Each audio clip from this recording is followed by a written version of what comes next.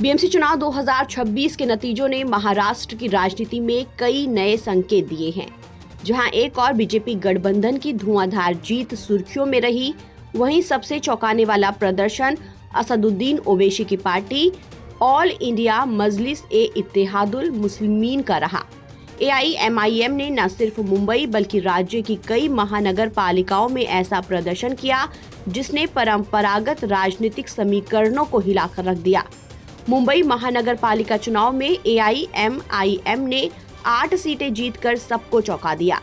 ये इसलिए भी खास है क्योंकि साल 2017 के बीएमसी चुनाव में पार्टी को महज 2 सीटों से संतोष करना पड़ा था।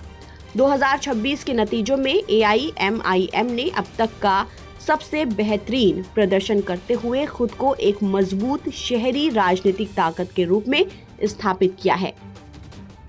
एआईएमआईएम की सबसे बड़ी सफलता मानखुर्द शिवाजी नगर इलाके में देखने को मिली, जहां पार्टी ने 9 में से 6 बीएमसी सीटों पर जीत दर्ज की।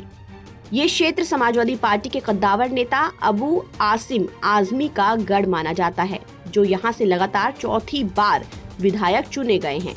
ऐसे इलाके में एआईएमआईएम की ये जीत इस बात का संकेत है कि मुस्लिम मतदाता अब पारंपरिक दलों से आगे बढ़कर नए विकल्प खोज रहे हैं।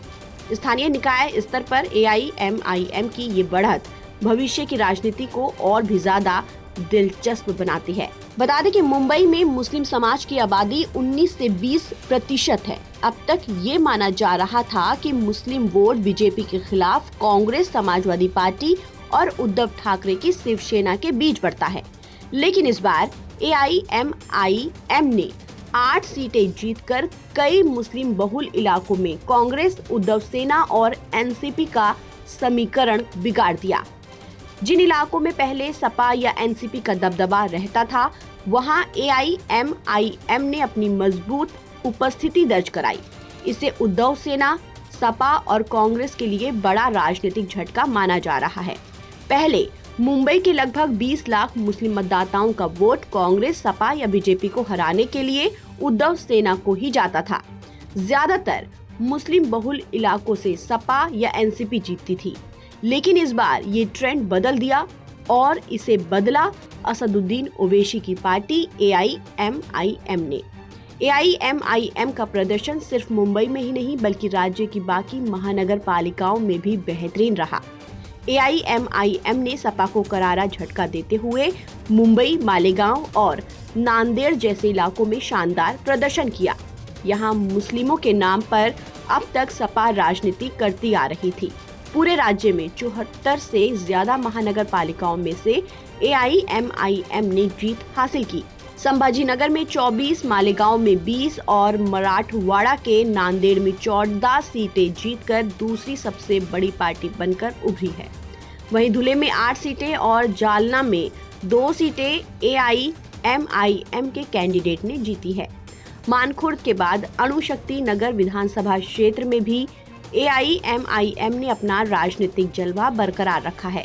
यहाँ एमआईएम ने 2 प्रभागों में जीत दर्ज कर मजबूत उपस्थिति दर्ज कराई है।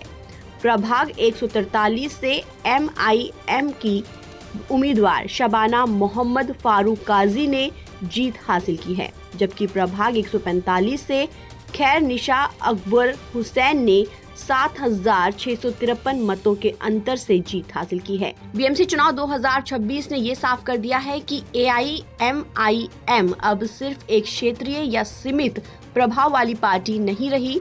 मुस्लिम बहुल शहरी इलाकों में वो सपा और कांग्रेस के लिए एक गंभीर चुनौती बनकर उभरी है और आने वाले वक्त में विधानसभा चुनाव में भी इसका असर और गहरा होता हुआ दिखाई दे सकता है। ताज़ा अपडेट के लिए आप बने रहिए नवभारत टाइम्स के साथ।